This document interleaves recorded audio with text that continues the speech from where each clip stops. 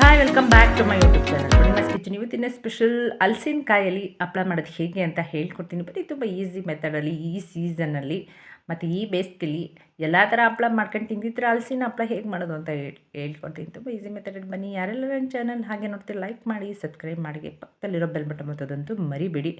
ನೋಡಿ, ಹಲಸಿನ ಹಣ್ಣು ಈ ರೀತಿ ಇರುತ್ತೆ. ಇದನ್ನು ಈ ಥರ ಕಟ್ ಮಾಡ್ಕೊಳ್ಳೋಣ. ಹಣ್ಣಲ್ಲ, ಪೂರ್ತಿ ಕಾಯು ಅಲ್ಲ, ಆ ಥರ ದೋರ್ಗಾಯಿ ಥರ ಇರೋದನ್ನು ಈ ಥರ ಕಟ್ ಮಾಡಿ ಈ ಥರ ತೋಳೆಗಳನ್ನ ಬಿಡಿಸ್ಕೊಳ್ಳೋಣ.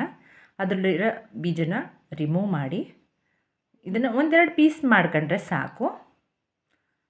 ತುಂಬ ಈಸಿ ಮೆಥಡು. ಇದಕ್ಕೆ ಯಾವ ಫ್ಲೋರು ಬೇಕಾಗಿಲ್ಲ, ಅಕ್ಕಿ ಫ್ಲೋರು ಹಿಟ್ಟು ಬೇಕಿಲ್ಲ, ಮತ್ತು ಮೈದಾ ಹಿಟ್ಟು ಬೇಕಿಲ್ಲ, ಏನಿಲ್ಲದೇ ಹಲಸಿನ ಹಪ್ಪಳ ಹಾಗೆ ಈಸಿಯಾಗಿ ಮಾಡ್ಕೋಬೋದು.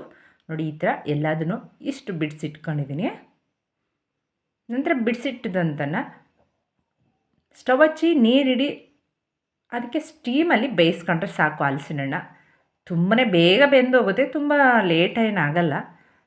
ನಂತರ ಈ ಥರ ಸ್ಟೀಮಲ್ಲಿ ಬೇಯಿಸ್ಕೊಂಬಿಡೋಣ. ಒಂದು 1/4 ಗಂಟೆ ಅಂದರೆ 20 ನಿಮಿಷ ಬೇಯಿಸ್ಕೊಂಡ್ರೆ ಸಾಕು.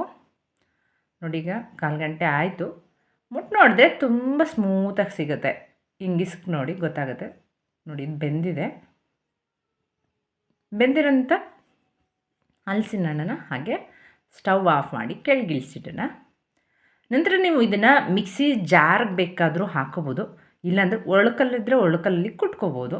ಆರಿದ ನಂತರನೇ ಮಿಕ್ಸಿಗೆ ಹಾಕಿ ನಂತರ ಇದಕ್ಕೆ ರುಚಿಗೆ ತಕ್ಕಷ್ಟು ಉಪ್ಪು, ಸ್ವಲ್ಪ ಜೀರಿಗೆ, ಚಿಲ್ಲಿ ಫ್ಲೇಕ್ಸ್, ನಿಮ್ಗೆ ಖಾರಕ್ಕೆ ಎಷ್ಟು ಬೇಕೋ ಅಷ್ಟು ಚಿಲ್ಲಿ ಫ್ಲೇಕ್ಸನ್ನು ಹಾಕಲಿ. ಇಲ್ಲಾಂದರೆ ಖಾರದ ಪುಡಿನೂ ಹಾಕೋಬೋದು, ಆಪ್ಷನ್ ನಿಮಗೆ ಬಿಟ್ಟಿದ್ದು.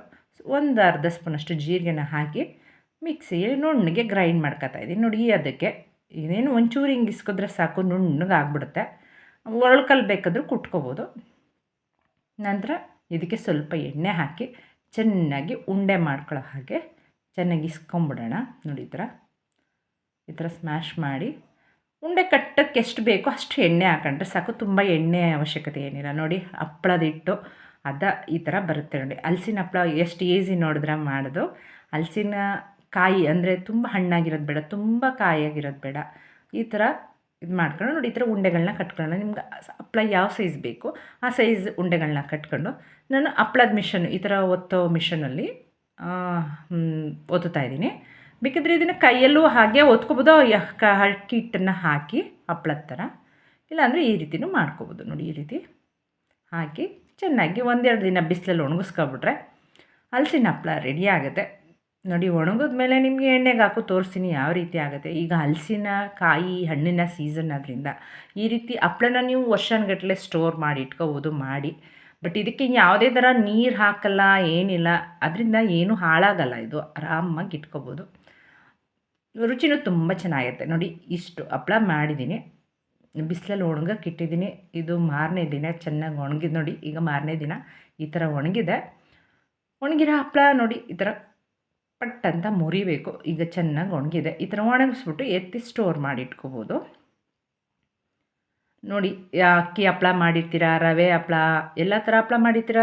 ಈ ಥರ ಹಲಸಿನಕಾಯಿ ದೋರ್ಗಾಯಿ ಸಿಕ್ಕಿದಾಗ ಈ ಥರ ಹಪ್ಪಳ ಮಾಡ್ಕೊಳ್ಳಿ, ತುಂಬಾ ಚೆನ್ನಾಗಿರುತ್ತೆ. ಮಾಡಿ ಹೇಗಿತ್ತು ಅಂತ ಹೇಳಿ ಒಂದು ಸಲ ಕಮೆಂಟಲ್ಲಿ, ಓಕೆನಾ? ಈಗ ಇಷ್ಟು ಹಪ್ಪಳಗಳನ್ನ ಒಂದು ಕಡೆ ಸ್ಟೋರ್ ಮಾಡಿಡೋಣ. ನಂತರ ಇದನ್ನು ಎಣ್ಣೆಗೆ ಹಾಕೋ ತೋರಿಸ್ತೀನಿ ಯಾವ ರೀತಿ ಆಗುತ್ತೆ ಅಂತ. ಒಂದು ಬಾಣಲಿಗೆ ಎಣ್ಣೆನ ಹಾಕಿ ಸ್ಟವ್ ಹಚ್ಚಿ ನಂತರ ಅದಕ್ಕೆ ಎಣ್ಣೆ ಕಾದ ನಂತರ ಹಪ್ಪಳನ ಜಾಸ್ತಿ ಹೊತ್ತು ಫ್ರೈ ಮಾಡೋದೇನು ಬೇಡ, ಮೀಡಿಯಮ್ ಎಣ್ಣೆ ಕಾದ ನಂತರ ಮೀಡಿಯಮ್ ಫ್ಲೇಮ್ಗೆ ಇಟ್ಕೊಂಬಿಡಿ, ಇಲ್ಲ ಫುಲ್ ಲೋ ಫ್ಲೇಮ್ಗೆ ಇಟ್ಕೊಂಡ್ರೆ ಸಾಕು. ನೋಡಿ, ಒಂದು ಸೈಡ್ ಎಣ್ಣೆಗೆ ಹಾಕ್ಬಿಟ್ಟು ಇನ್ನೊಂದು ಸೈಡ್ ಮುಚ್ಚಿದ್ರೆ ಸಾಕು, ಅಷ್ಟೇ. ನೋಡಿ, ಇಷ್ಟೇ ಹಪ್ಪಳ ಹಾಕಿದ್ದು ಮುಗೀತು.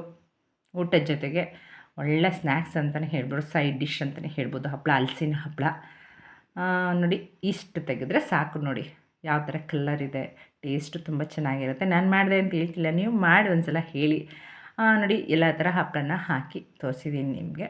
ಈ ರೀತಿ ಇರುತ್ತೆ. ಎಣ್ಣೆನೂ ಜಾಸ್ತಿ ಕುಡಿಯೋಲ್ಲ, ಟೈಮು ಜಾಸ್ತಿ ಹಿಡಿಯೋಲ್ಲ. ಯಾರಿಗೆಲ್ಲ ಈ ಹಲಸಿನ ಹಪ್ಪಳ ವಿಡಿಯೋ ಇಷ್ಟ ಆಯಿತು ಪ್ಲೀಸ್ ಲೈಕ್ ಮಾಡಿ, ಶೇರ್ ಮಾಡಿ, ಕಮೆಂಟ್ ಮಾಡಿ, ಸಬ್ಸ್ಕ್ರೈಬ್ ಆಗೋದಂತೂ ಮರಿಬೇಡಿ. Okay, bye, thanks for watching.